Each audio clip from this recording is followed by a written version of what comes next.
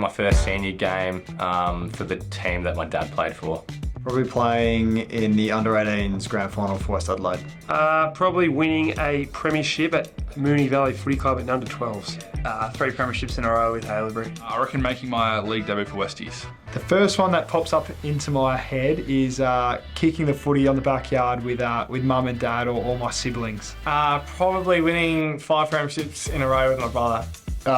07 premiership, played senior footy back in Broken Hill as a year before I got drafted. Played with 5 of my best mates. Coming to Amy Stadium and getting a footy after the game from Rob Shirley. Probably just playing for my junior club, Morningside Panthers. Winning a couple flags as a junior. Collingwood winning the 2010 flag. Favourite football memory would be a semi-final at league footy in my under-18s year. Would be Port Adelaide Magpies. Winning the Intercol for Saints against PIC. Winning the All Schools knockout when I was in year 12 at PAC. Playing Auskick at my local footy club and yeah, just kicking the footy with mates, yeah. Probably winning my first grand final, so that was under 12. Yeah, so at St Bernard, so yeah, that was a great memory. Cork winning the All-Ireland in 2010. Probably winning the under-14s flag in Kingston, my hometown. 2017 flag back home. Probably playing in a grand final with all my mates. Playing footy with my mates. Playing school footy with my mates. Probably under 17s grand final. We won that, which was pretty cool, my first year. Favourite football memory would be winning my first grand final under 12s. Playing with my brother. Playing footy with my older brother.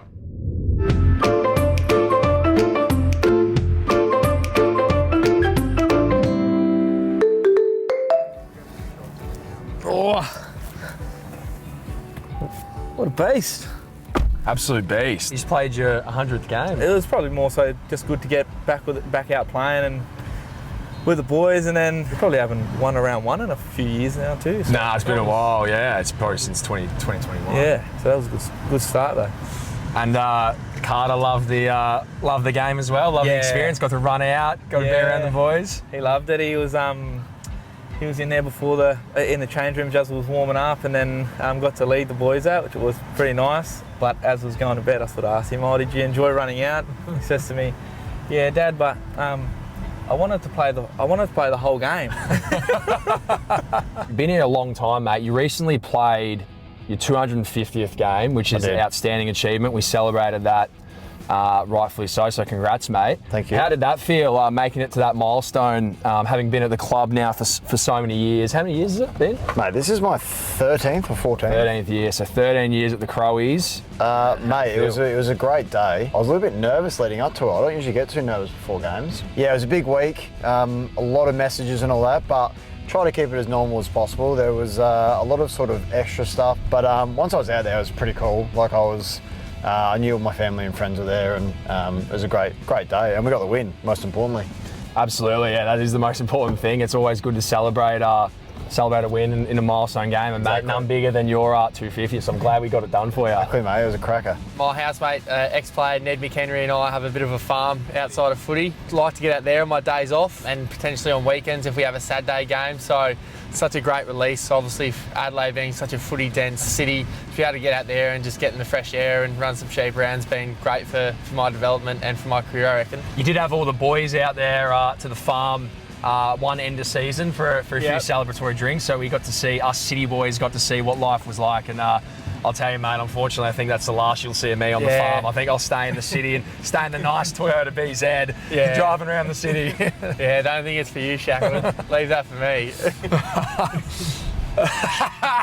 Mate, tell us, you're one of the new players to the club and you fitted in seamlessly, mate. How have you found the transition from Sydney to Adelaide? Yeah, honestly, I think it's been a lot easier and a lot less stressful than I thought it was going to be, to be honest. I was really, really scared. Obviously, firstly, like leaving a footy club where I was very happy, comfortable, and then everything was all of a sudden becoming very new. But, thankfully, I was coming into a footy club full of good people. yourself included, were one of the standouts for welcoming me with open arms. You recently had some more additions to the team song this year than that you have in the past. You've had little Ava in, and then I think recently Charlie made an appearance in the team song. How special was that for you to have the little fella in there? Yeah, it was unreal, mate. Ava didn't know what was going on. She's about 2 years old now, and she had no idea what was going on. She was pretty shy, but last couple of weeks ago I had Charlie, so he loved it. It's great having the kids in there for the song. A lot of the boys do it, and it's the footies are really good for kids, and it's a really family club at the moment. So yeah, loving doing that, mate.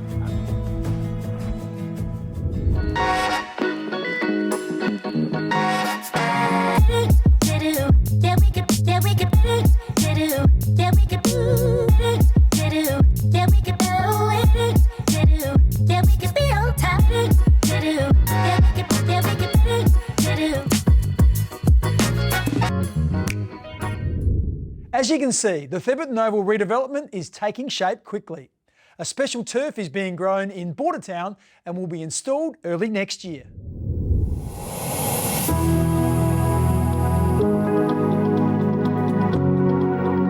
Some people might think that the turf is grown on site. To turn over a project at this speed, like the turf has to be grown off site at our farm. Our farm's located in Bordertown, South Australia. We grow about 220 acres of turf on our farm, numerous different varieties. The variety of grass that's been selected for Thebarton is a variety called Tiftuff, which is a hybrid Bermuda grass, brought in from America. And the variety of grass is selected for its drought tolerance and its hard wearing. The structure of the grass is definitely important in the performance of a field. Definitely the playability of it, like how the ball bounces and the turning, and we don't want players slipping over and stuff like that. The high wear is something that's on the radar, I suppose. Less water usage is something that's obviously in South Australia's high priority. Bit of winter colour. Generally oversow this variety of grass for winter with the ryegrass to help with a bit of winter activity and keep the oval looking nice during winter. It's been used on a lot of sports fields across Australia over the last 5 years. A lot of rugby fields are using it now. We're starting to see some really good results, and so now we're confident to use it at Thebarton. I think everyone's really happy.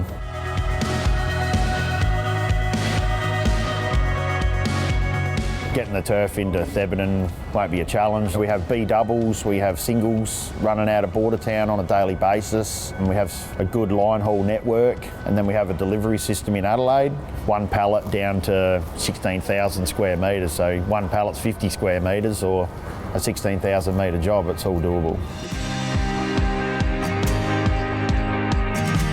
We have autonomous harvesting machines that can do, small domestic market, one pallet of turf, right up to maxi roll harvesting, where generally around about a 20 square metre roll. And that's how we'll be doing the Thebarton Oval. Will be harvested in maxi rolls. Like your little rolls at home are 1 square metre, or you could get a half square metre slab, whereas these 20 square metre roll could weigh up to anywhere up to sort of 400 kilos, I suppose. When it comes to installing the grass on the field, they basically carry the 20 square metre roll. It has a plastic tube in the middle of it. They pick it up from either end and they basically drop the flap on the ground and then roll it out as they go. When they install it, to ensure that it does knit together well, they have guys on rakes, and you're actually pulling the turf back into each other and making sure your height and everything's right, and just make sure there's no gaps. Then come through with a light roller and pack it all in nice and tight. This project's probably one that we've been really excited about since we found out that they were building this new facility, and happy to be a part of the project and the future, I suppose, and really excited.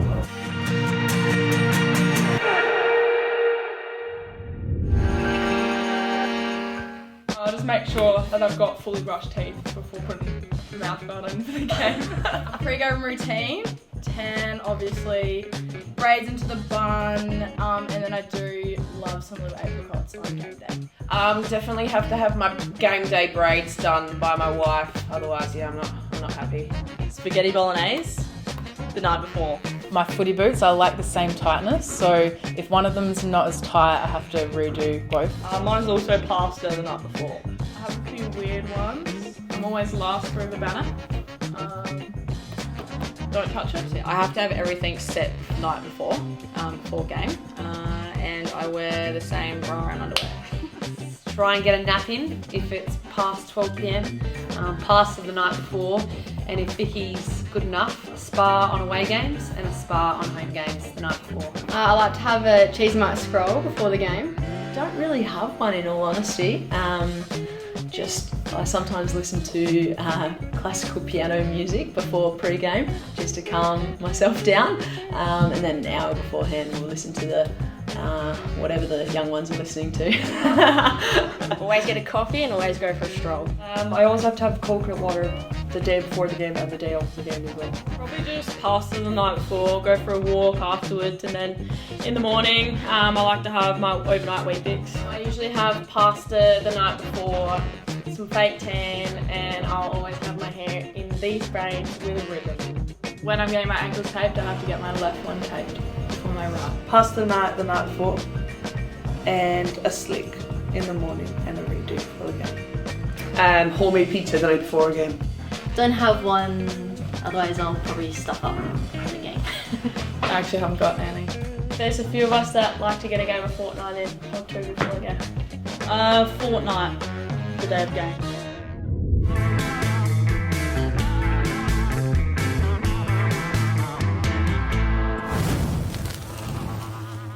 Thanks for joining me, Chelsea. My pleasure. Just can't speak more highly of this footy club because it just gave me every opportunity under the sun to the whole AFLW program. I mean, yeah, I wouldn't be here, I wouldn't be married, I wouldn't have a son if I didn't have moved to South Australia and play for the Crows. So all these things have happened in my life, and the Crows have been, yeah, pretty much a big pillar as to why all those big life events have happened as well. Still to this day, you've been here since 2017 and still continue to change footy continuously like crazy, and we're so proud of you. We can't wait to run out there with you in these Guernseys. Now let's make Chelsea proud and the rest of the team proud. Let's go.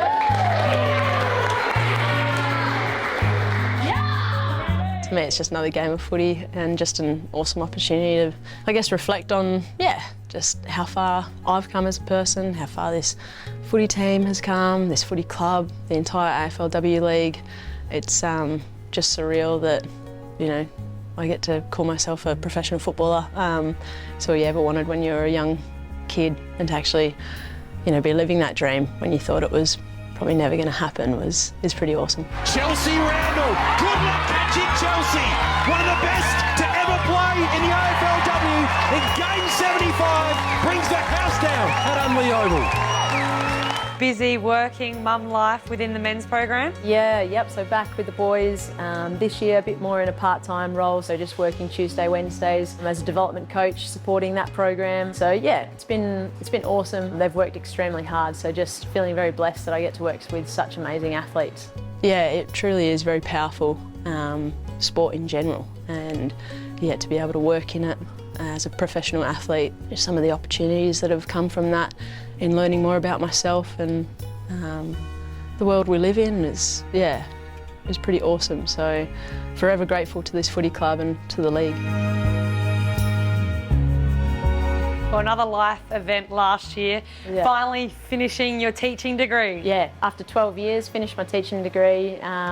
And then, yeah, last year also did like a celebrant course as well, which was random, you know me, but yeah, enrolled into becoming like a wedding celebrant. And so now finished that. Any aspirations to go on and teach, or is that something that's... Yeah, I think teachers do such an incredible job, you know, everywhere. Like, they're not just teachers, you know, they're nurses, they're carers. For some people, they're their champions, they're the people that they look up to. You know, just some of the things that you learn about planning and organising structures and programs. It's very much like coaching as well. So I'm very grateful for some of the educational tools that I've learnt in that space to then help me with my own coaching as well. So yeah, it's kind of helped each other out. Thanks for joining me, Randy. Always love speaking to you. Thanks for having me. Thanks, mate. That's it for today's show. Our AFLW team tackles the undefeated Hawks later today. Bye for now. Today's show was brought to you by Hungry Jacks.